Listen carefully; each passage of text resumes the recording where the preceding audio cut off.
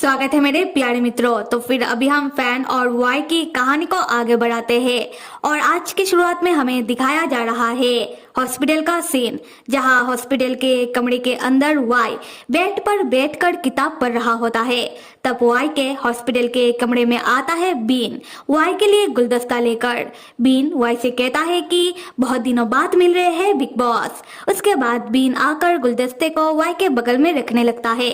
तब वाई पूछता है कि तुम यहाँ क्यों आए हो? बीन कहता है कि वाई, मैंने सुना है कि तू हॉस्पिटल में एडमिट है और तुझे बहुत चोट लगा है और मैं तेरा एक लौता बेस्ट फ्रेंड कैसे नहीं आता तेरे इस टूटे फूटे हालत को देखकर तेरे ऊपर हंसने के लिए। ये सुनते ही वाई को बहुत गुस्सा आता है। वाई कहता है कि मैं मेरे इस छिले हुए हाथ से भी तुझे अब पीट सकता हूँ। उसके बाद वाई बताने लगता है कि वाई का हालत इतना भी टूटा फूटा नहीं है, इन शॉर्ट वाई का हालत इतना गंभीर नहीं है। तब बीन कहता है कि चल बे, झूठ कहना बंद कर, मैंने पहले ही तेरे पीए से सारी बात सुन ली है कि कैसे तू उस लैंडस्लाइड वाले एरिया में चला गया था और अपने फैन भैया को बचाने के लिए तू बस खुद को कुर्बान करने ही वाला था।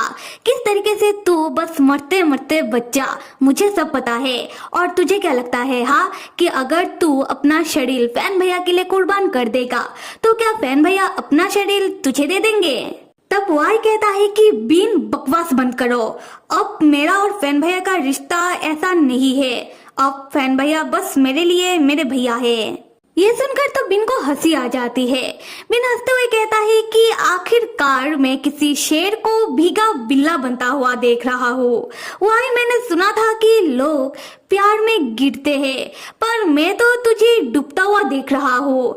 वाई, अभी तो तेरे में इतना भी हिम्मत नहीं है कि तू मान सके कि तू अभी भी फैन भैया से प्यार करता है। और ये कहते हुए बिन बस हंसे जा रहा था, जो देखकर वाई को और गुस्सा आ रहा था। वाई कहता है कि बीन, तुम यहाँ आई क्यों हो? मेरे ऊपर हंसने के लिए? अगर तुम्हारा हंसी हो गया तो अब तुम यहाँ से जा सकते हो। बीन अपना हंसी रोकते हुए कहता है कि अच्छा छोड़, चल वाई मेन मुद्दे पर आते हैं। तो वाई, क्या तूने सच में तय कर लिया है कि तू अब से फैन भैया का बस छोटा भाई बनकर ही अपना जिंदगी गुजारेगा? वाई कहता है कि तो मैं कर ही क्या सकता हूँ, फैन भैया मुझसे प्यार नहीं करते हैं और अगर मैं अपना जीत नहीं छोड़ता तो शायद फैन भैया मुझसे दूर चले जाते। तो मैंने अपना सारा उम्मीद ही छोड़ दिया है, तो एटलीस्ट ऐसे मैं फैन भैया के साथ तो रह सकता हूँ। बीन यहाँ एक अच्छे दोस्त की तरह वाई को अपना उम्मीद छोड़ने से मना करता है, वाई को फैन के ऊपर गिव अप करने से मना करता है। बीन कहता है कि वाई, क्या तूने कभी भी सोचा है कि यहाँ शायद कोई दूसरा रास्ता भी हो? बीन वाई को समझाते हुए कहता है कि वाई हमेशा ही अपना फीलिंग खुलकर फैन के सामने एक्सप्रेस करता है। वाई हमेशा ही फैन को कंफर्टेबल और सिक्योर फील करवाता रहता है।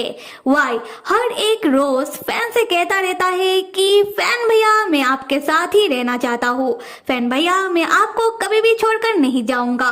फैन भैया, मैं आपसे बहुत ही प्यार करता हूँ। बीन वाई से कहता है कि वाई की इन्हीं सारी हरकतों के कारण शायद फैन को लगता होगा कि वाई तो हमेशा ही फैन के साथ रहेगा। वाई कभी भी फैन को छोड़कर नहीं जाएगा क्योंकि वाई फैन से प्यार करता है। तो फिर क्या फर्क पड़ता है कि वाई की फीलिंग को एक्सेप्ट किया जाए या फिर ना जाए? और ये सोचकर ही फैन वाई को इग्नोर करता है। तब वाई गुस्से में कहता है कि ऐसा नहीं है क्योंकि फैन भैया ऐसे टाइप के इंसान नहीं है। बीन कहता है कि मेरे कहने का भी ये मतलब नहीं है, मैं तो ये कह रहा हूँ कि फैन भैया जानकर नहीं बल्कि अनजाने में तेरे साथ ऐसा सलूक कर रहे हैं। क्योंकि देख वाई, तू ही हमेशा फैन भैया के साथ चिपक कर रहता है, तू कभी भी फैन भैया को अकेला नहीं छोड़ता और तेरे इन्हीं हरकतों के कारण फैन भैया को अपनी असली फीलिंग का एहसास नहीं हो रहा। तो फिर फैन भैया का असली फीलिंग जगाना होगा। तब वाई पूछता है कि तो फिर फैन भैया के असली फीलिंग को जगाए कैसे, और उनका असली फीलिंग है क्या वो भी मुझसे प्यार करते हैं? तब बीन अपना सर पटकते हुए कहता है कि वाई, मैं तुझे क्या कहूँ, बेवकूफ या फिर गधा? हाँ वाई मुद्दा ये नहीं है कि उनका असली फीलिंग है क्या, मुद्दा ये है कि तू उन्हें बिल्कुल मौका नहीं दे रहा जिससे उनका असली फीलिंग जागे। बीन तब बहुत स्टाइल से कहता है कि अब वक्त आ गया है मछली को जाल में पकड़ने का, और इसके लिए तुझे पहले तो उन्हें अनसेफ फील करवाना होगा, फिर उन्हें अनसिक्योर फील करवाना होगा, उसके बाद उन्हें ये एहसास दिलवाना होगा कि तू कभी भी उन्हें छोड़कर जा सकता है। ये सुनकर वाई कहता है कि तुम्हारे बात में दम तो है, पर मुझे मछली पकड़ना नहीं आता। बीन कहता है कि बहुत आसान है, मछली के लिए हमें पहले जाल बिछाना पड़ेगा और इसके लिए तुझे मेरे हाँ में हाँ मिलाना होगा।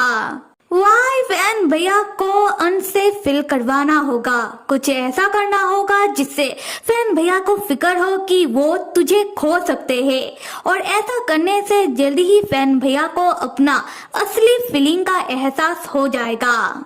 उसके कुछ समय बाद बीन वाई के पीठ में मार मार कर उसको हिम्मत दे रहा होता है। ठीक उसी वक्त फैन भी वाई के लिए गुलदस्ता लेकर वाई के हॉस्पिटल के कमरे में आता है, जहां फैन वाई और बीन को एक साथ देख लेता है कि बीन वाई के पीठ में अपना हाथ रखकर वाई के पीठ को सहलाते हुए मुस्कुराते हुए वो दोनों बात कर रहे हैं, ऐसा फैन को लग रहा होता है। और ये देखकर तो फैन चौंक जाता है। फैन मन ही मन सोचने लगता है कि वाई तो किसी को भी खुद को छूने नहीं देता, सिर्फ फैन ही वाई को छू सकता है, तो फिर ये लड़का कौन है। बीन तब फैन को देख लेता है और समझ जाता है कि फैन बीन को देखकर सोच में पड़ गया है। बीन तब जानबूझकर वाई के नजदीक जाने लगता है, जिससे वाई गुस्से में कहता है कि ये तुम क्या कर रहे हो, तुम कब तक मेरा दिमाग खाओगे। बीन तब बातों को घुमाते हुए कहता है कि वाई तुम कितना बात करते हो, आओ मैं तुम्हारा मदद कर देता हूँ। उसके बाद बीन मुस्कुराते हुए मन ही मन कहता है कि अब आगे देखने को मिलेगा एक अच्छा खासा ड्रामा। तो फिर मेरे प्यारे मित्रों, इस कहानी का अगला भाग कौन कौन देखना चाहते हो जल्दी से कमेंट में लिख कर बताओ, और till then stay with me and see you.